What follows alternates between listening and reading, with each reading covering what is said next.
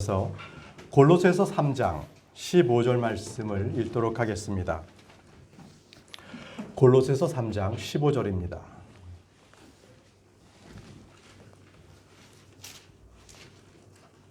네, 골로새서 3장 15절입니다. 함께 읽도록 하겠습니다. 시작. 하나님의 화평이 너희 마음속에 다스리게 하라. 너희도 그 화평에 이르도록 한 몸 안에서 부르심을 받았으니 감사하는 자가 되라. 예. 말씀을 보시면은 하나님의 화평이 너희 마음속에서 다스리게 하라 이렇게 하셨거든요. 결국은 하나님의 말씀, 하나님의 화평이 우리의 마음을 다스리는데 어떻게 하면 이 하나님의 화평이 우리 마음속에 다스려질 수 있겠는가? 오늘 그 말씀을 드리려고 합니다. 다 같이 기도하겠습니다.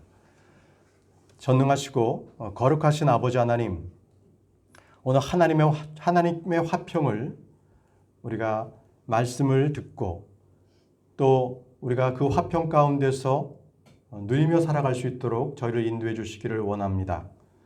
오늘 주님께서 주시는 말씀이 힘있고 또 우리 마음에 그것이 박히고 뿌리를 내려 열매를 맺을 수 있도록 도와주셔서 이 시간이 주님께서 말씀하시는 바를 우리가 집중하고 그 말씀 한 말씀도 놓치지 않고 우리의 믿음과 잘 결합하여서 그 말씀을 우리가 순종하며 실행할 수 있도록 저희를 도와주시기를 원합니다.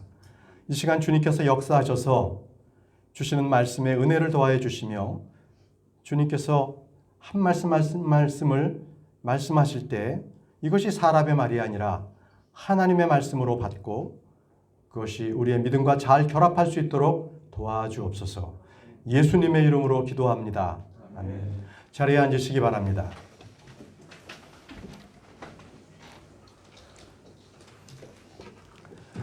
오늘 선포하는 말씀은 마음을 다스리는 화평입니다. 우리말로 화평이나 평화, 평강 이 모든 것들은 다 영어 단어로서는 다 피스, 한 단어입니다. 한국어가 이렇게 발달이 돼 있어서 여러 가지로 표현할 수가 있는 거죠. 여러분, 현대인들은요, 누구나 예외 없이 불안과 스트레스를 안고 살지 않습니까? 그리고 그 삶을 보면 늘 초조하고 불안하고 긴장하고 두려움 가운데 있는 것을 볼 수가 있습니다. 학생들은요, 대학 성적, 그리고 학위 논문, 직장인들과 장사하는 분들은요, 그 하는 일, 그리고 매상 이런 거에 힘겨워하고요. 나이 드신 분들은 병 걸린 거, 이 병 낫기를 구하는 것, 자 이런 것들이 다 염려에 있습니다. 이처럼 사람들은요, 이렇게 본인 자각할 때부터 계속적으로 두려움과 공포, 불안이 몰려와요. 어린아이조차도 부모님과 떨어져 있으면 분리 불안이 옵니다. 자, 어떻게 사람은 일생 동안 이렇게 불안과 두려움이 몰려다니는 것입니까? 이것을 끊어버릴 수는 없는 것일까요? 오늘 이 시간 그 질문에 대한 답을 드리고자 합니다. 근원적인 불안, 뇌저적인 불안, 병적 불안으로부터 왜 사람들은 벗어날 수 없나? 이유는 딱 한 가지입니다. 죄인이기 때문에 그렇습니다. 죄인이기 때문에. 그들에게는 화평이 없습니다. 양심과 이성 속에 기록된 본성의 법은 우리가 죄인이라는 것을 계속적으로 증언하고 있습니다. 성경을 알지 못해도 죄에 대한 형벌과 심판에 대해서는 본능적으로 다 알고 있습니다. 두려워하고 있죠. 그래서 무신론자나 불신자들 간에 동일한 현상이 일어납니다. 그들에게는 하나님의 진노하에 놓여 있다는 것이 불식간에 그들 마음속에 두려움으로 잠재하고 있습니다. 사악한 자에게는 평강이 없다 하는 주의 말씀대로 모든 사람들은 저마다 불안하고 다 두려움을 안고 삽니다. 그래서 사람들은 누구나 평강을 갈구합니다. 걱정이 없는 삶, 불안과 두려움이 없는 삶, 염려가 없는 그런 삶을 살기 원합니다. 여러분, 불안과 상한 심령, 걱정과 두려움, 초조와 근심은요, 뼈를 상하게 하고요, 몸을 병들게 합니다. 더 나아가서는 정신병자가 되기도 합니다. 이런 것들은 심리적 치료나 돈으로서 해결할 수가 없어요. 뭐 철학적으로 뭔가 교양을 갖다가 소양을 갖춘다든지 어떤 종교에 집착한다고 해서 이것이 해결되지 않습니다. 그런 것들은 일시적으로 위안을 줄 수 있을 뿐 그것은 결코 해결책이 될 수가 없습니다. 자, 그럼 여러분들은 걱정, 불안, 근심을 어떻게 해결하십니까? 다 잘 될 거야. 걱정하지 마. 조금만 있으면 잘 될 거야. 이렇게 자기 암시를 주십니까? 그것은 자기 최면의 효과가 있을 수 있겠죠. 아니면 진탕 술을 먹고 잊어버릴까요? 아니면 너무 힘들어서 신경 안정제를 복용하십니까? 하나님께서는 크리스천들에게는 분명히 마음의 화평을 누리는 방법을 우리에게 말씀해 주셨습니다. 마음의 화평을 누리기 위해서 먼저 세 가지가 기본적으로 필요합니다. 세 가지. 첫 번째, 화해가 필요합니다. 화해. 이 화해는 가족이나 친지, 친구들과의 화해보다도 더 중요하고 직장 동료나 이웃 간의 화해보다도 더 중요한 바로 죄인인 우리가 하나님과의 화해가 필요하다는 것입니다. 고린도후서 5장 20절 말씀을 보겠습니다. 고린도후서 5장 20절.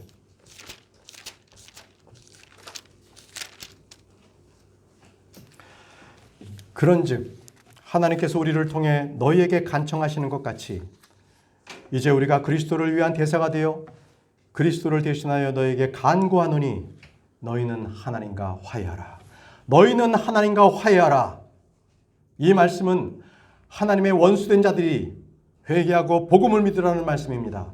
주 예수 그리스도를 믿고 하나님과 화해를 해야만 화평을 누릴 수가 있는 것입니다. 그렇기 때문에 하나님과 화해, 이것은 가장 중요한 것입니다. 십자가에서 우리를 위해 피를 흘리신 주 예수 그리스도를 통해서 오직 그분만을 통해서 우리는 하나님과 화해할 수가 있습니다. 주님이 나를 위해 죽으셨다는 사실, 그 피가 나의 죄를 깨끗하게 씻겨주셨다는 사실, 그것을 믿을 때에만 하나님과의 화평의 관계가 되고 하나님과 완전한 화해가 이루어질 수가 있는 것입니다. 두 번째는 무엇입니까? 두 번째는 하나님과 있고 화평을 누리는 것입니다. 누린다. 말씀은 로마서 5장 1절입니다. 하나님과의 화평을 누리라. 로마서 5장 1절.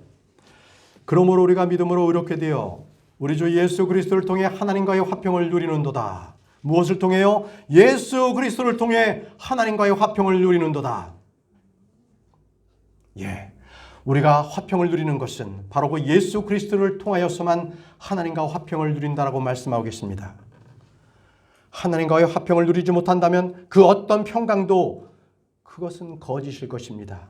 예수 그리스도를 통해 하나님과의 화평을 누리지 못한다면 마음속에 잠재되어 있는 모든 불안과 염려, 근심과 걱정을 떨쳐버릴 수가 없습니다. 오직 주 예수 그리스도 그분만을 믿을 때에만 우리는 하나님과의 화평을 누릴 수가 있는 것입니다. 세 번째를 말씀드리겠습니다. 세 번째, 하나님과의 화평을 지속하기 위해서는 우리의 마음이 하나님의 화평으로 다스림을 받아야 합니다. 다스림을 받으라. 아주 중요합니다. 말씀 골로새서 3장 15절 말씀. 골로새 3장 15절. 하나님의 화평이 너희 마음속에서 다스리게 하라. 너희도 그 화평에 이르도록 한 몸 안에서 부르심을 받았으니 감사하는 자가 되라. 우리는 주님의 화평이 우리 마음속에 우리를 다스리게 해야 합니다. 우리 안에는 하나님의 왕국이 임해 있습니다. 그래서 이 하나님의 왕국은 먹고 마시는 것이 아니라 의와 화평과 희락이라고 했습니다. 그러므로 우리 속에 계신 주님은 우리 속에 있는 하나님의 왕국에서 의로, 화평으로, 그리고 희락을 다스리는 바로 지극히 주님께서 다스리는 것이 당연한 것이 아니겠습니까? 여러분, 주님은 결코 두려워하는 영을 주시지 않습니다. 주님은 화평으로 다스립니다. 여러분이 불안해하는 것은 화평의 하나님을 불신하는 것입니다. 모독하는 것입니다. 사랑하는 형제자매 여러분, 여러분은 우리의 마음의 평안, 화평이 그것이 얼마나 큰 힘이 된다는 것을 아십니까? 마음에 화평이 있다면 무슨 일이든 확신이 생깁니다. 두려움이 없어집니다. 평소 자기 능력 이상으로 살아가게 됩니다. 마음의 평안은 생각을 바꿔주고 자기 운명과 자기 세계를 바꾸어 줍니다. 하나님은 모든 성도들에게 자신의 평안을 주셨습니다. 우리는 오늘 말씀을 통해서 화평의 하나님, 평강의 하나님께서 주신 하나님의 화평을 누리도록 그러한 누리는 성도들이 되기를 바랍니다. 자, 그러면 어떻게 해야만 우리는 하나님께서 주시는 그 평강, 그 평강을 주님께서 누구에게 주시는지, 하나님의 화평을 누릴 수 있는 방법은 무엇인지 우리는 성경을 통해서 살펴보도록 하겠습니다. 첫 번째, 첫째는 주를 굳게 의지하고 신뢰하라는 것입니다. 주를 굳게 의지하고 신뢰하라.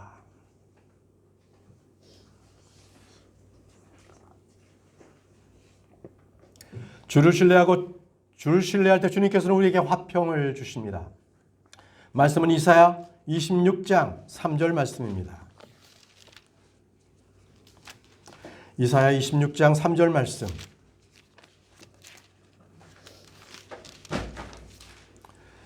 주께서는 생각을 주께 고정시킨 자를 완전한 평강으로 지키시리니 이는 그가 주를 신뢰하기 때문이니라. 주님은 자신을 믿고 의지하는 자를 결코 흔들리도록 내버려 두지 않으십니다. 주님을 신뢰하면 완전한 평강이 뒤따릅니다. 여러분, 사자굴에 던져진 다니엘이 어떻습니까? 그가 공포에 떨었나요? 불안해했나요? 그렇지 않았습니다. 용광로에 던져진 다니엘의 세 친구는 어땠습니까? 그들이 겁에 질렸습니까? 결코 그렇지 않습니다. 그들은 모두 다 하나같이 사자굴이나 불에 던져졌을 때 그 원수들을 압도한 평안이 있었습니다. 돌에 맞은 스데반을 보십시오. 그런 얼굴이 을거러지거나 공포에 시달리지 않았습니다. 그의 얼굴은 천사같이 빛났다고 기록되어 있습니다. 도리어 그의 얼굴에서는 원수를 용서해 주시도록 비는 그런 기도를 드렸습니다. 그게 그의 마음에서부터, 그의 입에서부터, 그의 얼굴에서 그 빛이 나오는 바로 그런 완전한 평강을 생생하게 보여주었던 것입니다. 그러면 주님을 신뢰하지 않았던 그런 예는 어땠을까요? 여러분, 사울 왕 기억하시죠? 사울 왕은 어땠습니까?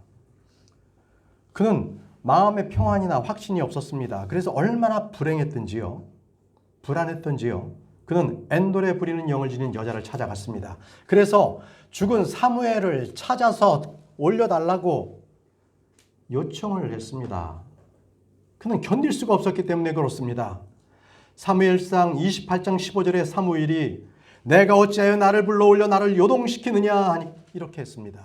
그렇게 책망했습니다. 그러자 사울이 얘기했습니다. 내가 심히 공궁하나이다. 내가 심히 공궁하나이다. 자, 이것은 바로 주님을 신뢰하지 못하는 현대인들의 모습과 똑같습니다. 불안합니다. 완전한 평강을 누릴 수가 없는 것이죠. 여러분, 저는요, 이렇게 생각합니다. 크리스찬들이 정신병에 시달린다, 또는 산후 우울증이나 신경성 위장염이나 신경성 두통이나 또 신경성에 관련된 병이 있다. 저는 그렇다면 하나님의 화평을 통해서 일거에 날려버리시기 바랍니다. 날려버리십시오. 이사야 57장 19절에 내가 입술에 열매를 창조하노라. 평강이 있을지어다. 멀리 있는 자와 가까이 있는 자에게 평강이 있을지어다. 주가 말하노라. 내가 그를 고쳐주리라. 내가 그를 고쳐주리라. 여러분, 이것을 위해서 저와 여러분들의 입술에는 독사의 독을 품지 마시기 바랍니다. 해악을 품지 마십시오. 주님께서 저희 입에 담아 두신 그 말씀을 우리는 말해야 합니다. 또 아까 형제님들이 불렀던 것처럼 입술의 열매, 바로 찬양을 부르십시오. 이것은 주님께서 매우 기뻐하시는 희생물입니다. 찬양을 부를 때에도 그저 입을 껌뻑껌뻑 하지 마시고 힘차게 부르시기 바랍니다. 여러분들께서 하나님을 찬양할 때도 비록 마스크를 썼다 할지라도 힘차게 주님을 찬양하십시오. 힘차게 찬양을 하십시오.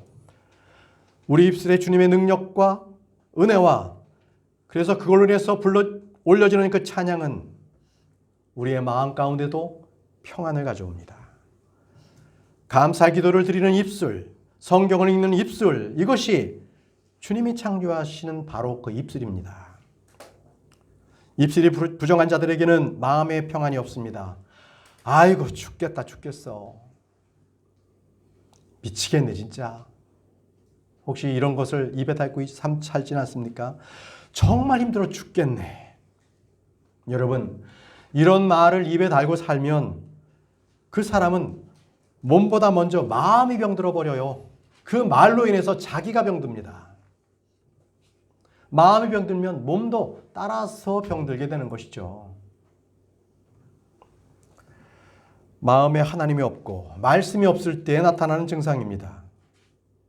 아까 말씀드렸듯이 적극적인 사고방식을 외치는 사람들, 뭔가 혁신을 해보자, 내 마음의 인본주의로서 나는 할 수 있어 외쳐보자, 이것은 그냥 망상입니다. 그것은 자기 확신을 그냥 스스로 갖는 것이지 결코 그것은 도움되지 않습니다. 오직 주님 안에서 말씀을 굳건히 붙잡고 적극적이고 긍정적이고 도전적인 사고방식을 가지는 것, 그러므로 해서 믿음의 확신, 승리의 비결이 거기에서 나옵니다. 여러분, 여호수아와 갈렙이 어땠습니까? 자, 그들이 봤던 가나안 땅은 역시 그들도 무시 못할 바로 그러한 땅이었어요. 그러나 그들의 입술에서 나온 것은 무엇이었습니까? 아주 선한 믿음의 보고가 나왔습니다. 굿 레포트가 나왔어요. 우리 주님 역시 믿음으로 자신은 아무것도 아니지만 우리를 붙드신 주님을 통해서 모든 것을 할 수 있다는 확신을 그분께서 주셨습니다. 우리는 주님을 믿음으로써 우리 자신이 아무것도 아니지만 주님을 붙들었을 때에 우리는 할 수 있다는 확신 그리고 두려움을 떨쳐낼 수가 있습니다. 자, 두 번째. 말씀을 배울 때에 평강이 크게 임합니다. 뭐라고요? 말씀을 배울 때 평강이 크게 임합니다. 말씀은 이사야 54장 13절 말씀입니다. 이사야 54장 13절.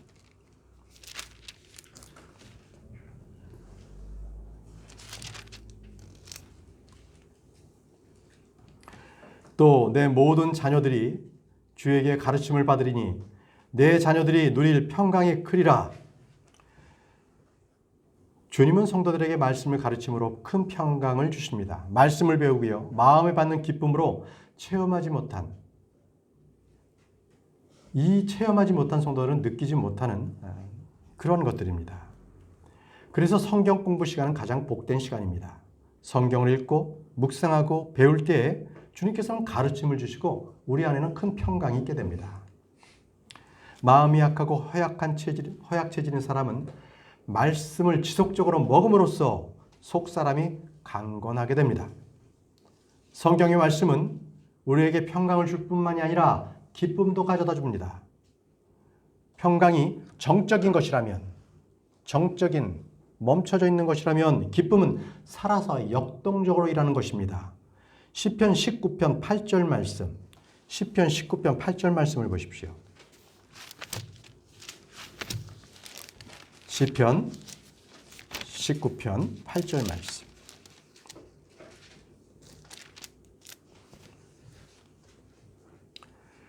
주의 법규들은 올바라서 마음을 기쁘게 하고 주의 명령은 순수하여 눈을 밝게 하는도다.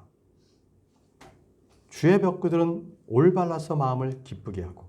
자, 성도들이 불안하고 근심하는 이유, 그것은 성경을 읽지 않기 때문이라고 않기 때문입니다. 성경을 끊임없이 읽고 공부하는 성도들은요, 근심 걱정에 그에게 파고들 틈이 없습니다. 믿음은 들음에서 나고 들음은 말씀으로 말미암아 납니다. 그래서 믿음이 약하다 하는 얘기는 말씀을 읽지 않는다 이 말하고 똑같습니다. 말씀을 부지런히 읽으십시오. 그리고 성경 공부에 부지런히 참석하십시오. 우리는 우리 스스로가 말씀을 읽지 않고 공부하지 않을 때에 약해집니다. 그러나 말씀을 읽고 들을 때에는 우리가 믿음이 강해지고요. 마음에 큰 평안이 있게 됩니다. 그럼으로써 두려움을 떨쳐버리게 되는 것입니다. 어떤 내 힘으로써 두려움을 떨쳐버릴 수는 없는 것입니다.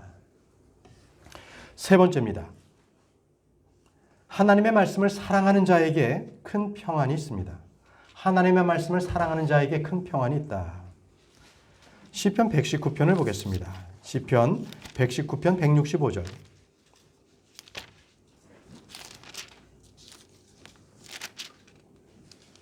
시편 119편 165절.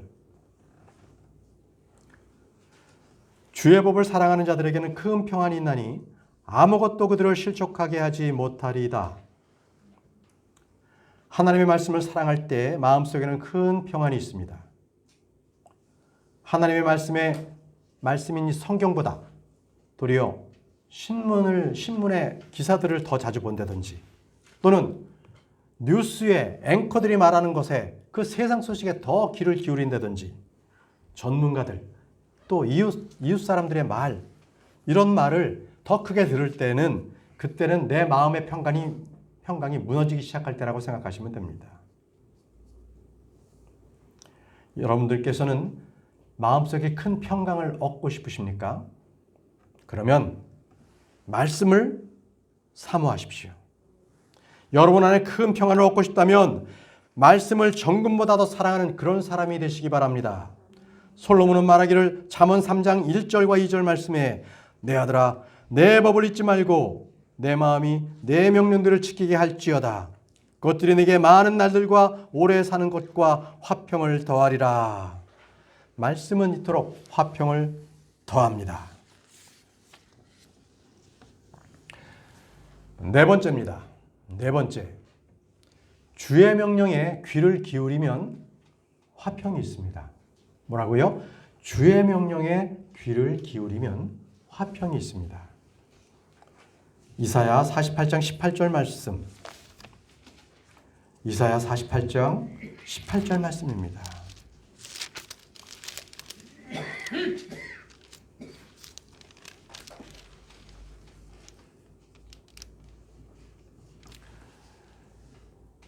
내가 내 명령들에 귀를 기울였더라면 얼마나 좋았을까? 그리하였더라면 내 평강이 강 같았겠고 내 의가 바다 물결 같았으리라. 내가 내 명령들의 귀를 기울였다면 내 화평이 강 같았겠고 라고 말씀하고 계십니다. 여러분, 귀를 기울인다는 것, 이것은 순종한다는 것입니다. 부모님에게, 선생님에게, 선수가 코치에게 순종하듯이 자, 말을 잘 듣는다. 부모님이 아들을 일컬어서 이 아이는 말을 잘 들어요. 이 얘기는 순종한다는 얘기입니다. 그렇죠? 말을 안 들어요. 그러면 순종하지 않는다는 얘기죠. 그렇죠? 네. 여러분, 귀를 기울인다. 이 얘기는 단순한 귀의 문제가 아니라 마음의 문제라는 거예요. 마음의 문제. 누구를 책망할 때 좀처럼 말을 듣지 않는다. 그런다는 그 얘기는 그는 불순종하고 불이행하고 반항하고 권위를 업신여기고 바로 그런 부류의 사람이라는 것입니다. 여러분, 구약에 이 종이 평생도록 내가 주인을 섬기겠습니다라고 하면 언약을 맺는데 어떻게 맺습니까? 그렇죠. 그 귀를 뚫어요. 재판관 보는 앞에서 그 귀를 뚫습니다. 왜 그렇습니까? 이것이 바로 주인에게 순종하겠다는 표시로서 이걸 뚫거든요.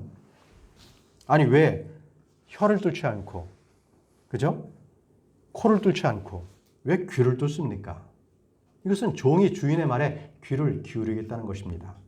다시 말씀드리면 종이 주인의 말에 순종하겠다는 그런 뜻입니다. 주님의 말씀을 설교로 듣기는 하지만 몸으로 행위로 순종하지 않을 때 주님은 그에게 말을 듣지 않는 성도라고 말씀하십니다. 이스라엘 백성들이 주님의 명령에 귀를 기울였으면 화평이 강 같을 것이라고 말씀하셨지 않습니까? 이 말씀은 우리와도 똑같이 적용됩니다. 우리가 주님의 말씀에 귀를 기울이지 않는다면 우리에게는 화평이 없습니다. 잘 기억해 놓으시기 바랍니다.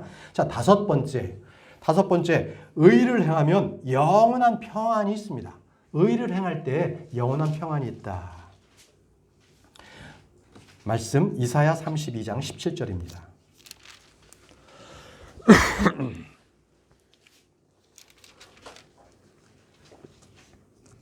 이사야 32장 17절. 의의 일은 화평이 되며 의의 결과는 영원토록 평온함과 확신이 되리로다. 주님은 성도들에게 먼저 하나님의 왕국과 그분의 의를 구하라고 말씀하셨습니다. 의가 없는 화평은 거짓입니다. 거짓 화평이에요.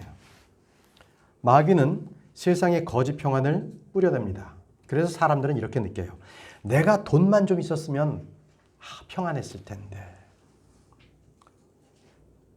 내가 인정을 좀 받았으면 내가 평안했을 텐데. 또는 어떤 명망 있는 학자들은 내가 이 쌓아놓은 이 업적 이런 것들, 그런데 갑자기 누군가가 그것을 비판하면 그거를 두려워하고 참지 못합니다.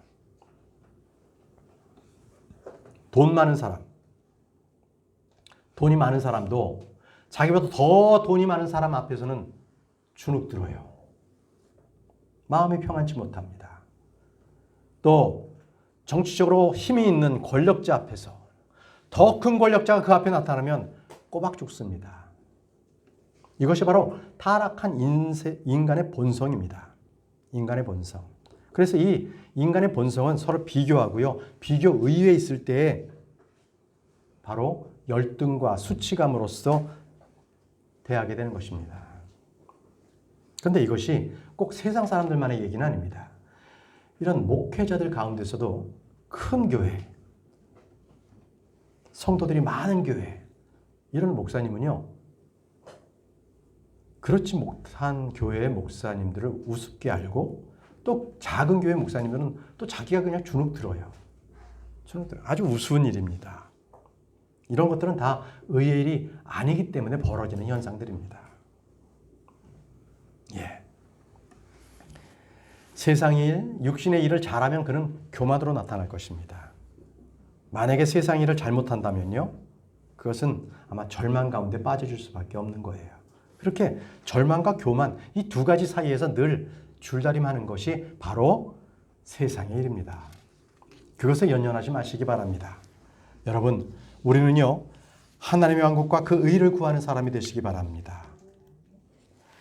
의의 일은 화평이 되며 의의 결과는 영원토록 평온함과 확신이 되리로다. 이 읽었던 말씀이지 않습니까? 긍휼과 진리, 의와 화평은 동전의 양면과 똑같습니다. 이 하나가 돼서 결코 떨어질 수 없는 것이 긍휼과 진리, 의와 화평이에요. 말씀 보십시오. 시편 85편 10절 말씀입니다. 시편 85편 10절.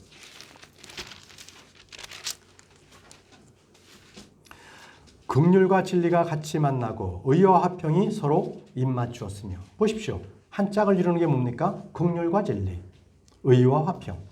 자, 이것들은 항상 짝을 이룹니다. 자, 여섯 번째. 마음의 평안이 임하기 위해서는 임할 때는 기도할 때입니다. 기도할 때 마음의 평안이 임합니다. 기도할 때 마음의 평안이 임한다. 말씀은 시편 28편 보겠습니다. 28편 6절에서 8절 말씀. 시편 28편 6절에서 8절 말씀입니다. 주께서 나의 간구하는 소리를 들으셨으니 그런즉 내가 그분을 찬송하리로다. 주는 나의 힘이시요 나의 방패시니 내 마음이 그분을 신뢰하여 내가 도움을 얻었도다. 그러므로 내 마음이 크게 기뻐하며 내가 내 눈으로 그분을 찬양하리로다. 주는 그들의 힘이시요 자신의 기름 부음 받은 자의 구원하는 힘이시로다. 아무리 강한 용사라 할지라도 주님께 기도하지 않는다면 그는 아무 힘을 쓸 수 없는 자입니다. 여러분, 삼손 잘 기억하시죠? 삼손은 얼마나 힘이 셌던지 블레셋 한 군단이 와도 그를 당해낼 재간이 없었습니다. 그 혼자서 그걸 다 당해냈어요. 그게 삼손이었습니다. 그런데 말이죠, 그 기록에 보면 삼손은 일생 동안에 기도해 본 적이 없는 사람으로 나옵니다. 그가 기도할 때 기도한 기록이라고 한 것은 목이 말라서 죽게 되었을 때 기도했습니다. 그가 20년 동안 재판관 노릇을 했는데 이 기도할 때 자기가 죽게 됐을 때 기도했던 거예요. 그래서 주님께서 물을 주셔서 그의 영을 회복시켜줬죠. 이것을 삼손은 뭐라고 했어요? 에낙골이라고 기록하고 있습니다. 바로 주님으로부터 물을 얻어먹고 살아난 곳이라는 것입니다. 그렇지만 그 이후에 삼손은 또 기도하지 않았어요. 결국 그의 삶은 완전히 평안을 잃어버리는 그러한 절망 가운데 빠져들었죠. 그래서 삼손은 어떻게 됐냐고요? 여자로 인해서 결국은 죽을 지경이 되었습니다. 말씀 보실까요? 사사기 16장 16절. 사사기 16장 16절.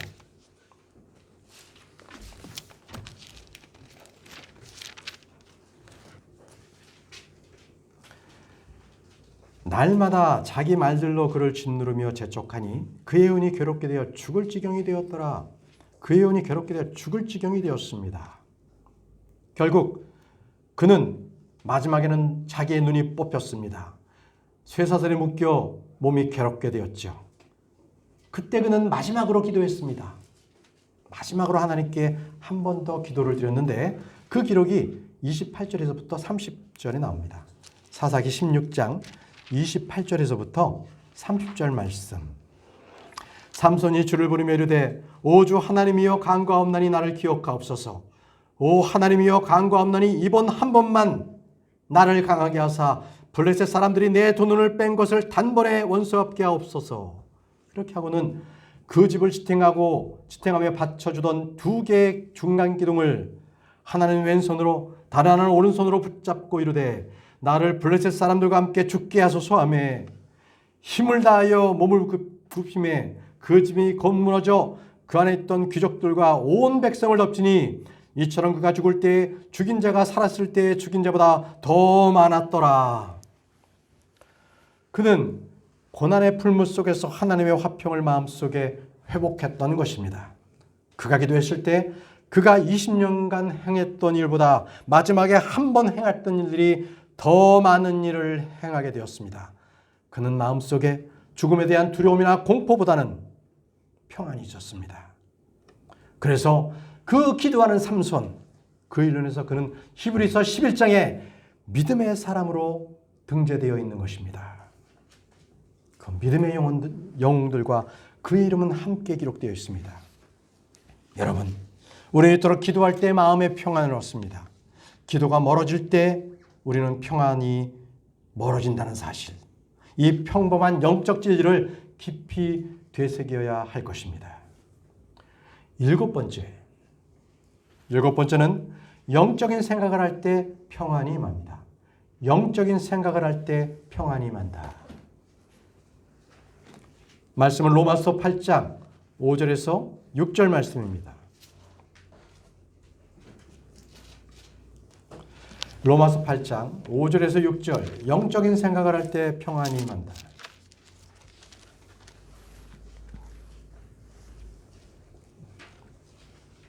로마서 8장 5절에서 6절.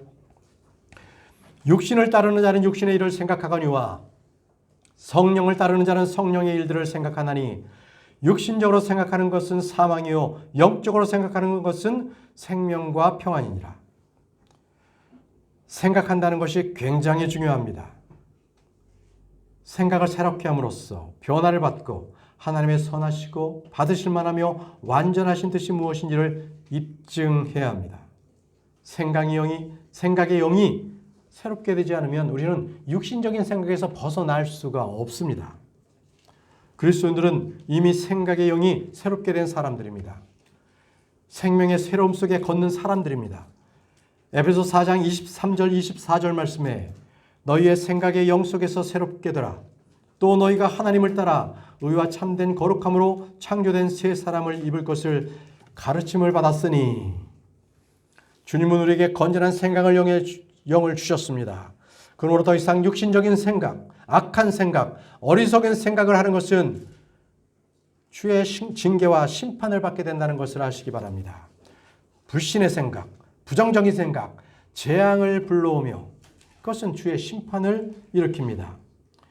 예레미야 6장 19절 말씀에 오 땅아 들으라. 보라, 이 백성이 내 말들과 내 법에 귀를 기울이지 아니하고 그것을 거절하였으므로 내가 그들을 위해 재앙 곧 그들의 생각의 열매를 가져오리라. 모든 죄는 결국 생각의 열매인 것입니다. 생각이 말로 나오고 말이 행동이 되고 가치관이 되며 그 사람의 인격이 되는 것입니다. 이스라엘 행한 많은 범죄는 모두 그들의 생각의 열매들이었습니다. 사도 바울이 말하기를 에베소서 4장 17절 말씀에 그러므로 내가 이것들을 말하며 주 안에서 증언하노니 이제부터 너희는 다른 이방인들이 그들의 헛된 생각 속에서 걷는 것 같이 걷지 말라. 이렇게 말했습니다. 그들의 헛된 생각 속에서 걷는 것 같이 걷지 말라. 어떻게 생각하는가? 이것이 아주 중요합니다. 육신적으로 생각하는 것은 사망입니다. 하나님을 대적하는 것이고 하나님과 원수가 되는 것입니다. 마땅히 생각할 것 이상으로 생각하지 말고 믿음의 분량대로 냉철하게 생각해야 합니다. 헛된 생각, 어리석은 생각은 바로 죄입니다. 무엇을 아는 줄로 생각하면 아직도 마땅히 알 바를 알지 못하는 것입니다. 서 있는 줄로 생각한다면 넘어집니다. 악을 생각하면 사랑이 아닙니다. 어린아이들은 어린아이처럼 생각합니다. 만일 어떤 사람이 아무것도 아니면서 스스로 무엇이나 되는 것처럼 생각한다면 그는 자기를 속이는 것입니다. 여러분, 우리를 향한 하나님의 생각은 무엇입니까? 예레미야 29장 11절 말씀을 보십시오. 예레미야 29장 11절 말씀.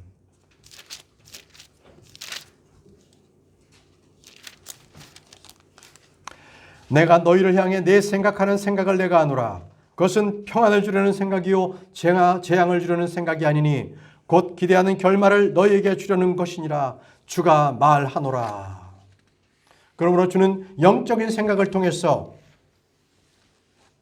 우리는 주님께서 주신 평안을 누려야 하는 것입니다.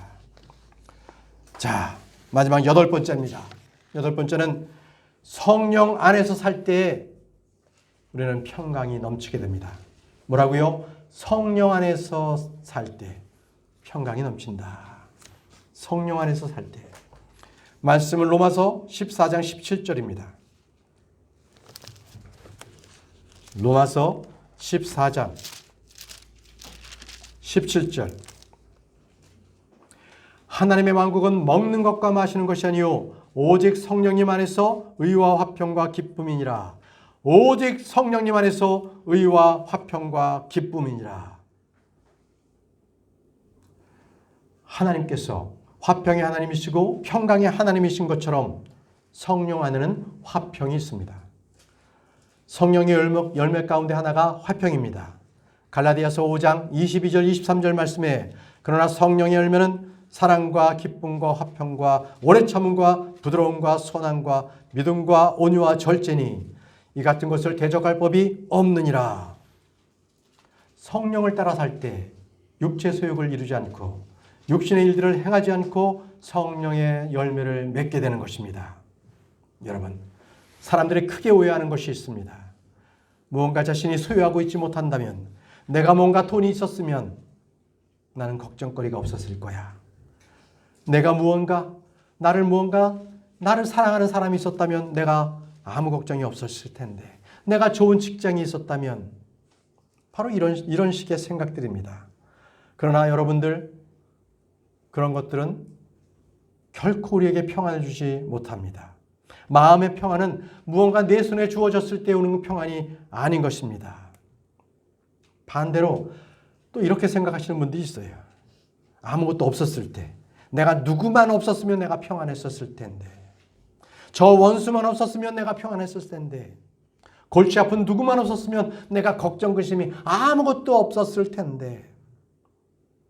여러분, 이 또한 아니에요. 사람은 누구나 자신의 안에 없는 이 평안이 외적인 요인이라고 진단하고 있기 때문에 그렇습니다. 그것만 잘 해결하고 그것만 피하면 나는 평안이다, 이렇게 생각하는 것인데 그것은 잘못된 생각입니다.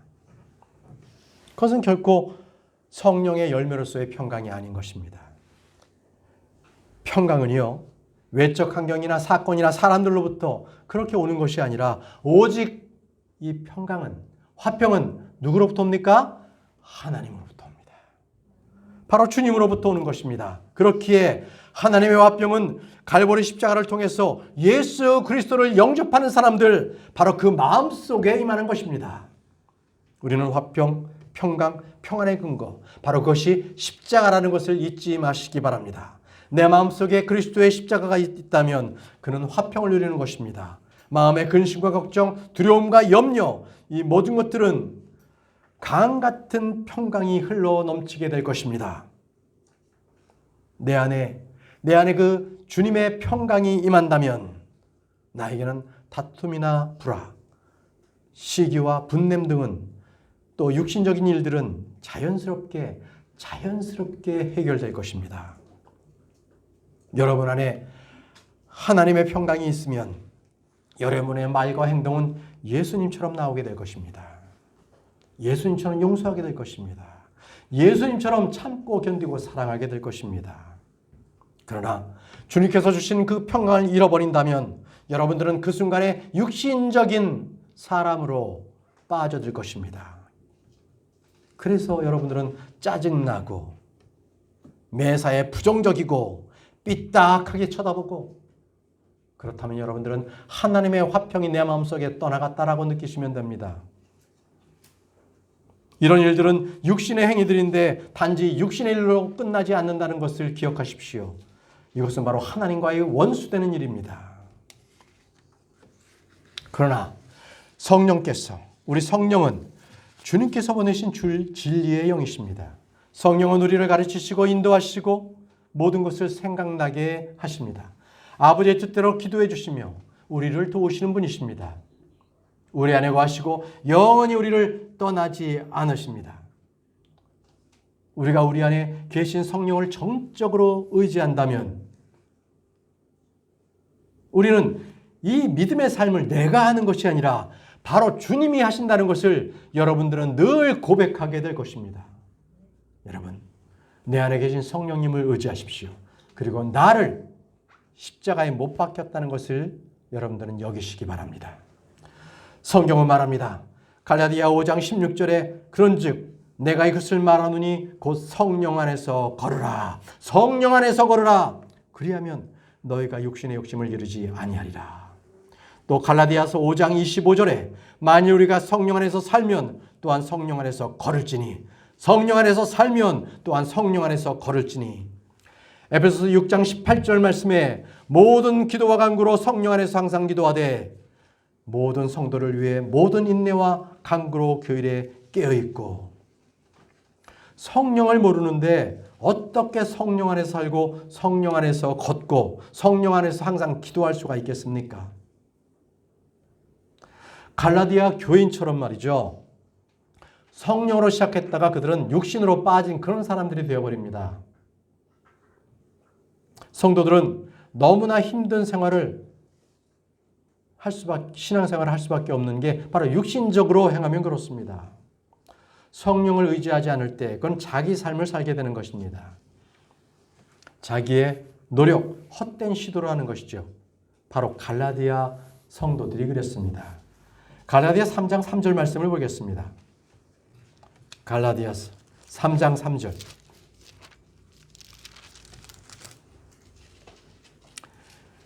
너희가 그렇게 어리석으냐? 너희가 성령 안에서 시작하였다가 이제는 육체로 완전해지고자 하느냐? 우리는 누구도 자기 힘과 노력, 지혜와 의지력으로 영적인 열매를 맺을 수 없습니다. 평안을 누릴 수 없습니다. 평안은 얻는 것이 아니라 누리는 것입니다. 여러분이 성령을 인도함을 받고 성령을 충만함을 받았을 때 아무리 무거운 짐도 아무렇지도 않게 느껴질 것입니다. 왜입니까? 우리 주님께서 그 모든 것을 평안 가운데 우리에게 그것을 맡기시기 때문에 그렇습니다. 주님께서 그걸 다 맡아주시기 때문에 그렇습니다. 우리 주님께는 무거운 짐이 없습니다. 주님께는 힘들고 불가능한 일이 없으십니다. 사도 바울도요. 그가 극심한 사도 바울이 이 데살로니가 성도들, 그들이 아주 극심한 환난과 핍박 속에서 이렇게 믿음을 지키고 있었어요. 그래서 그 성도들에게 늘 편지에는 이 말을 썼어요. 데살로니가 후서 3장 16절 말씀을 보십시오. 데살로니가 후서 3장 16절.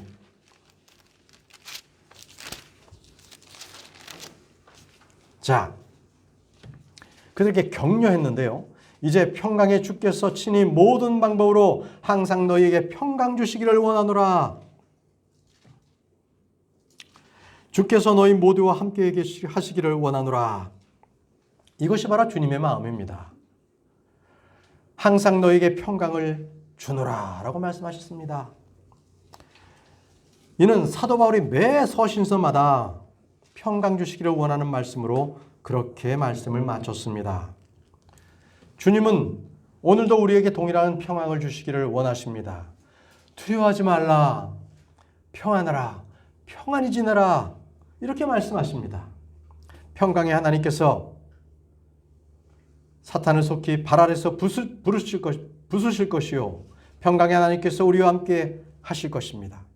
우리에게 닥치고 힘든 모든 일은 다 주님께 맡기시기 바랍니다. 주님께 맡길 때 그 맡긴 것은 우리가 은행에 돈을 맡겼을 때보다 더 든든하고 더 평안히 찾아올 것입니다. 사랑하는 성도 여러분, 우리의 모든 것을 주님께서 맡으십니다. 주님은 우리의 모든 염려를 맡으십니다. 베드로전서 5장 7절 말씀에 너희의 모든 염려를 그분께 맡기라. 그분께서 너희를 돌보시느니라. 사람은 아무것도 맡으려고 하지 않습니다. 애인이든 친구든 부모든 어려운 걸 맡을 수가 없죠. 그러나 주님은 자신이 맡겠다고 말씀하고 계십니다. 또 주님은요 우리의 길들을 맡으십니다. 길. 시편 37편 5절 말씀에 내 길들을 주께 맡기고 또 그분을 신뢰하라. 그분께서 그것을 이루시고 내 길들을 주께 맡기라고 말씀하십니다. 여러분 가는 길이 험준하십니까? 어렵습니까? 울퉁불퉁한 그러한 산악길이십니까? 그럼 주님께 맡기십시오. 주님께서는 그 모든 길을 맡아주십니다. 또 주님은 우리의 짐을 맡아주십니다. 시편 55편 22절 말씀에 내 짐을 주께 맡기라. 그리하면 그분께서 너를 붙드시고 의로운 자가 흔들리는 것을 결코 허락하지 아니하시리로다. 여러분들은 지금 현재 무거운 짐을 짊어지고 계십니까? 여러분 그 짐을 주님께 맡기시기 바랍니다. 주님의 평강을 여러분들 받으시고 여러분들의 어깨에 무겁게 진 짐 그것을 주님께 맡기시기 바랍니다. 내 짐을 주께 맡기라. 내 짐을 주께 맡기라. 주님께 맡기십시오. 또 주님은 우리의 일을 맡으십니다. 잠언 16장 3절 말씀에 내 일들을 주께 맡기라. 그리하면 내가 생각하는 것들이 굳게 세워지리라. 내 일들을 주께 맡기라고 하십니다. 여러분 일하는데 힘드십니까? 걱정되십니까? 두려우십니까? 그 일조차도 주님께 맡기시기 바랍니다. 주님께서 이 모든 것들을 다 맡아주십니다.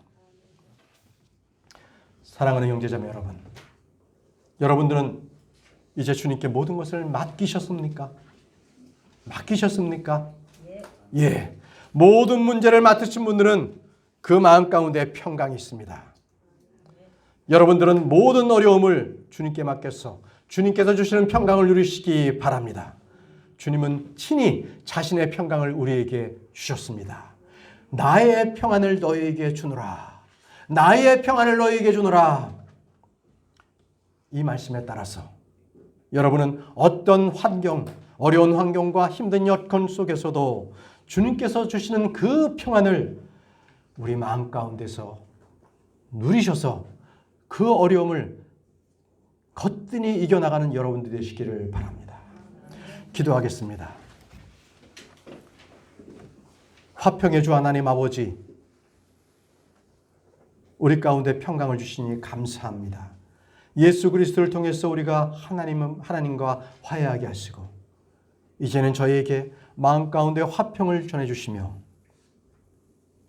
우리가 그 믿음 안에서 이 광야 같은 세상을 살 때에도 어렵고 힘들고 좌절하고 두렵지 아니하도록 주님께서 인도하시며 늘 우리를 주의 평강 가운데로 인도하시는 하나님을 바라보며 우리가 주님께서 가시는 그 걸음들을 한 걸음 한 걸음을 따라 걸으며 우리의 믿음의 여정들을 승리의 여정들로 걸어갈 수 있도록 주님 저희를 축복해 주옵소서. 예수님의 이름으로 기도합니다. 아멘.